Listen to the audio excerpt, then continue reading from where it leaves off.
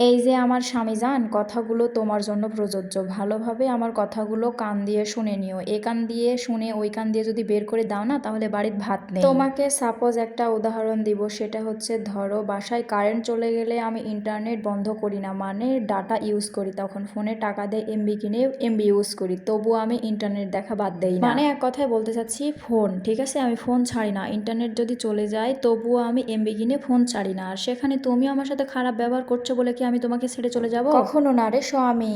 তোর আমি হাড্ডি খামো, মাংস খামো, গুড় দেখামো, ফেপসা খামো, দরকার হয় তোর চামড়াই দিয়ে ডুগডুগি বাজামো। আর তাও যদি না হয়, তুই যদি মরে যাস, মরার পরে ভূত হয়ে তোর ঘাড়ত বসমো আমি। তাও তোক ছাড়া আমি যাবো না। তুই মাঝে মাঝে সমস্যা করিস আমার সাথে, খুবই খারাপ ব্যবহার করিস। কৃষক করিস সেটা আমি জানি। তুই আপি আর মায়ের সাথে লটঘট করিস। তুই তোমরা জানেন না বন্ধুরা, আপি আর মা আমার সংসারে ছুঁই হ্যাঁ ঢুকিছে আর কুড়াল হ্যাঁ বাড়াচ্ছে। সব কথার এক কথা, আমার ঘরের ম্যান সব ঠিক করা লাগবে, বুঝা পারছেন? আমার ঘরের ম্যানসের মধ্যে সমস্যা হচ্ছে, এই জন্য আমার ভাতারক আমি ঠিক করিতে। কি বলিতেন তোমরা? সবাই ভালো থাকো কিন্তু।